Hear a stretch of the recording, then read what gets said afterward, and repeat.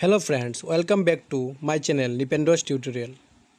Dear friends, today I will be explaining a crucial topic from the class 12 economics curriculum. I am excited to break it down for you and make these concepts crystal clear. So, let's get started. Dear friends, our today's topic is money supply. So, what is the meaning of money supply? Money supply refers to the total volume of currency held by the public at a particular point of time. So, actually, what is the meaning of total volume of currency? Total volume of currency means cash and deposits held by the public at a particular point of time. Now, I am going to explain about the components of money supply. So, money supply has four components: M1, M2, M3 and M4. So, M1 and M2 are the narrow concept of the money supply, and M3 and M4 are the broad concept of the money supply. What is fall in M1 category? M1 currency. In M1 category, currency and coins with public plus demand deposits of commercial banks and other deposits. These are all fall in M1. Now what it fall in M2? In M1 is fall in M2 plus saving deposits with post office saving bank. Okay, the combination of M1 plus saving deposits with post office saving banks, these all are fall in M2 category. So what is fall in M3 category? In M3 category, see the M1 plus net time deposits with the bank, these all are fall in M3 category. So now see what is fall in M4 category. In M4 category, this M3 plus total deposits with post office saving bank. Okay, these all are fall in M4 category. But you must remember that NSC, that means National Saving Certificate, is not fall in M4 category. Now I am going to explain the suppliers of money. Okay, the main suppliers of money are the Central Bank of India, that means RBI, commercial bank and the government. Now see how central bank act as a supplier of money. Okay, we know that the central bank is the primary supplier of money in the form of currency notes, basically the paper notes, except 1 rupee paper notes and all other coins. Okay, the number 2 is it is also manages the overall money supply by influencing interest rates, reserve requirements and open market operations. Okay, number 3 is the central bank has the authority to issue currency notes and coins, contributing to the physical component of money supply. These all are done by the central bank. That's why central bank is a supplier of money. Let's see how commercial banks act as a supplier of money. So see, commercial banks are a key part of the money supply creation process. Okay, because we know that all commercial banks, they can create the money. Okay, RBI can issue the money and commercial banks create the money. Number 2 is they create money when the lend out deposits. When a bank makes a loan, it creates a new deposit in the borrower's account. Okay, in this way the commercial banks act as a supplier of money. Now see how the government act as a supplier of money. The government is the supplier of money, especially through the production of 1 rupee paper currency and all coins, because these are not printed by the RBI. 1 rupee paper currency and all coins are printed by the Ministry of Finance. Okay, that's why the government act as a supplier of money. Now see the functions of commercial banks. We know that commercial bank is an institution which deals in money, who accepts money from the public as deposits and lends money to the public in the form of loans. Okay, that's why banks are also known as creator of money. Bank create money through the process of credit creation. Okay, now let's see how commercial banks create money. Okay, so suppose the amount of initial deposit is 1000 rupees. Okay, and LRR is 10%. LRR means liquidity reserve ratio. The banks will keep 10%, that is 100 rupees as reserve and lend the remaining 900 to the borrowers as a loan. The borrowers will spend this money. Okay, it is assumed that 900 comes back to the bank again. Bank again keep 10% of 900, that is 90 as reserve and lend remaining 810 to the others. Okay, so this will further raise the amount of deposits with the banks. In this way, deposits go on increasing number of times and the total deposit will be determined by the money multiplier. So what is the money multiplier? Money multiplier means 1 by LRR. LRR means liquidity reserve ratio. If the liquidity reserve ratio is 10%, in decimal form it is 0.10%. Okay, and if you divide 1 by 0.10, it will get 10. So now find out the total deposits. You can see there total deposit will be initial deposits into money multiplier.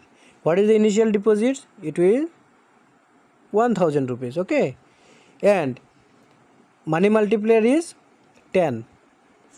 If you multiply these two, you will get 10,000. In this way, commercial banks create some money. You can see there how 1000 becomes 10,000, and it is done only by the commercial banks. It is not done by the central bank. That means money creation is not done by central bank. It is only done by commercial banks. Now I am going to explain the central bank and its various functions. Okay, so we know that the central bank of the country is the institution which is the apex bank of the country and controls the entire monetary system of the economy. Okay, so in India, Reserve Bank of India is the central bank. Okay, now I am going to explain the functions of central bank. So the first function is currency regulator or bank of issue. We know that central bank possesses the exclusive right to manufacture notes in an economy. All the central banks across the world are involved in issuing notes to the economy. Okay, but in India, RBI issues all kinds of notes except 1 rupee paper notes and all other coins. So we know that this is one of the most important functions of the central bank in an economy, and due to this the central bank is also known as the bank of issue. But earlier all the banks were allotted to publish their own notes, which resulted in a disorganized economy. Okay, to avoid this situation, the government around the world authorized the central banks to function as the issuer of currency, which resulted in uniformity in circulation and balance supply of money in the economy. We know that bank, that means central bank, is the bank to the government. Okay, so how central bank act as a bank to the government? So it is one of the most important functions of the central bank is to act as the bank to the government, because the central bank accepts deposits and issues funds to the government. Okay, It is also involved in making and receiving payments for the government. Central bank also offer short-term loans to the government in order to recover from bad phases in the economy. In addition to being the bank to the government, it acts as an advisor and agent of the government by providing advice to the government in areas of economic policy, capital market, money market, and loans from the government. Okay. In addition to that, the central bank is instrumental in formulation of monetary and fiscal policies that help in regulation of money in the market and controlling inflation. Now we can see that central bank also act as a custodian of cash reserves. That means it is a practice of the commercial banks of a country to keep a part of their cash balances in the form of deposits with the central bank. Okay. The commercial banks can draw that balance when the requirement for cash is high and pay back the same when there is less requirement of cash. It is for this reason that the central bank is regarded as the banker's bank. Okay. Central bank also plays an important role in the credit creation policy of commercial banks. Then another functions of the central bank is that custodian of international currency. An important function of the central bank is to maintain a minimum balance of foreign currency. The purpose of maintaining such a balance is to manage sudden or emergency requirements of foreign reserves and also to overcome any adverse deficits of balance of payments. Central bank also act as a lender of last resort. Okay, lender of last resort.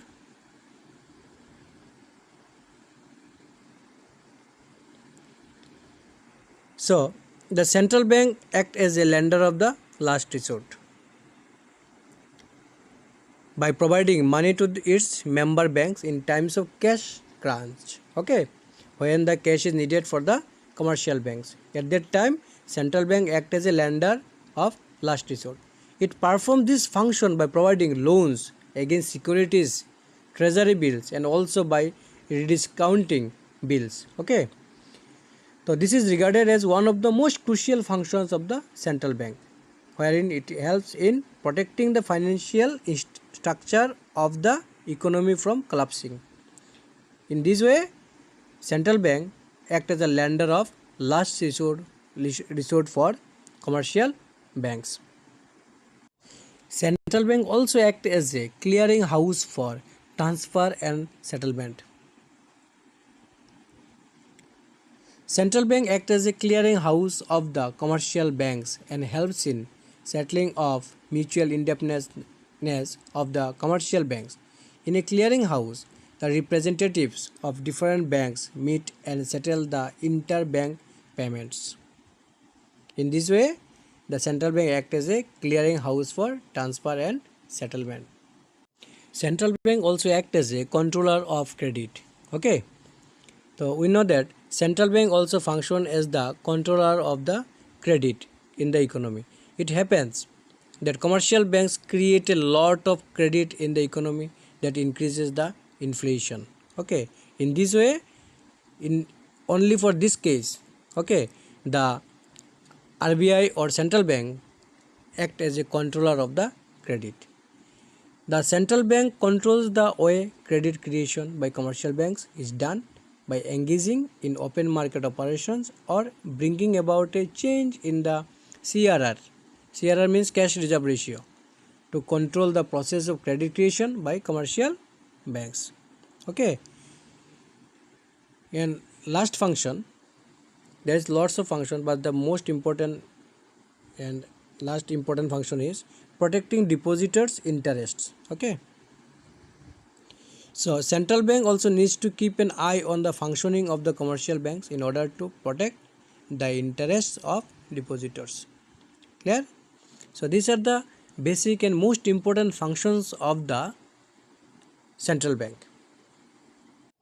Now I am going to discuss about the credit control policy of central bank. The most important function of central bank is to regulate the money supply in the economy as per the need. The two types of method used by the central bank to regulate money supply are described below. The first one is the quantitative methods, another is the qualitative methods. Okay, one is quantitative methods, another is qualitative methods. So what is fall in quantitative methods? You can see there the bank rate is fall in quantitative methods, open market operations, cash reserve ratio, statutory liquidity ratio, repo rate, see the repo rate, reverse repo rate. Okay, these all are fall in quantitative methods. Clear? So what is fall in qualitative methods? You can see there marginal requirements, rationing of credit, moral suasion. These all are fall in the qualitative methods. So let's explain each and every topic clearly. The first quantitative method is bank rate. So what is bank rate? The bank rate is the minimum rate at which the central bank of a country lends money to the commercial banks. That means the commercial banks collect some loan from the the bank rate is the minimum rate at which the central bank of a country lends money to the commercial bank. That means the central bank collects some money from the commercial banks, okay, and they given them extra money as the interest rate, and this one is known as bank rate. Okay, now I am going to explain the open market operation. So let's see what is the meaning of open market operation. It refers to the sale and purchase of security in open market by the central bank on behalf of the government. Clear? So by selling the security, the central bank withdraws cash balances from the economy. Clear? And by buying the securities, the central bank add to the cash balances in the economy. In this way, they can control the inflation in the society. So thus through open market operation, if cash balances are increased, flow of credit increases, and if cash balances are reduced, the flow of credit decreases. So open market operation pump in or pump out money from circulation. Now I am going to explain the cash reserve ratio, that means CRR. So we know that CRR means the minimum percentage of commercial banks total deposits required to be kept with the central bank, because every commercial banks need to deposit some amount of money with the central bank, and this was known as cash reserve ratio. Such percentage is fixed by the central bank, okay, and varied from time to time to regulate the supply of money in the economy. Increase CRR means will reduce credit supply, and decrease CRR will increase credit supply in the economy. Here, then SLR. SLR means statutory liquidity ratio. SLR. Okay, every bank is required to maintain a fixed percentage of its asset in the form of cash or other liquid assets called SLR with itself, because the major components of liquid assets are cash in hand.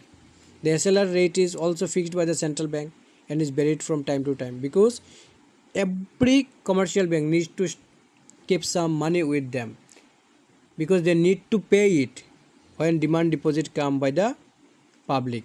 Okay. With view to reduce the flow of credit in the market, the central bank increases SLR. However, in case of expansion of credit, SLR is reduced. So we know that CRR and SLR, these two are known as LRR. Okay, LRR, that means liquidity reserve ratio. Now see, what is the repo rate? It is the rate at which the central bank offers short-term loans to commercial banks by buying government securities in open market. Okay, it is also known as repurchase rate Rise in repo rate leads to fall in money supply. Now the reverse repo rate. It is the rate of interest at which commercial banks can park their surplus funds. Surplus means profit one, okay, with the central bank for short period of time. The purchase of government securities, okay. It is also known as reverse repurchase rate. Increase in reverse repo rate will reduce the credit supply and vice versa. Now the qualitative methods. First one is the marginal requirements. So what is the meaning of marginal requirements? The margin is the difference between the value of security offered for and the amount of loan sanctioned. Say if margin requirement is 20%, then the borrowers can avail loan only up to 80% of value of securities. Okay, suppose the cost of a product is 10,000 rupees, okay, and the marginal requirement is 20%. That means bank will give you 8,000 loans, okay, rupees 8,000 loans instead of 10,000, because here margin requirement is 20%, okay. Now the rationing of credit. It refers to fixation of credit quotas for different business activities, okay. So rationing of credit introduced to control the money supply in economy. The RBI fixed credit quota for different activities and commercial banks do not have the authority to exceed such quota while granting loans. They should maintain the system which one is provided by the Central Bank of India. Okay, that means the RBI. And the commercial banks are not able to manipulate the rules issued by the Central Bank of India. The last qualitative methods are moralization. Okay, the central bank is often empowered to issue directive to member banks. Clear? Such direct orders are in the form of directional control because it acts as a prohibiting loans of particular type of or giving advice to grant loan to priority sectors, because most of the banks they given loans only for the particular type of person, okay, or businessman instead of priority sectors. So here the central bank acts as a controller of all the commercial banks, and not a single commercial banks are allowed to manipulate the rules and regulation which one is imposed by the central bank. Okay, dear friends, here I conclude my presentation. Dear friends, please like, share and subscribe my channel for more content. Okay, and please support me, because your support will motivate me to create more valuable content. Thank you.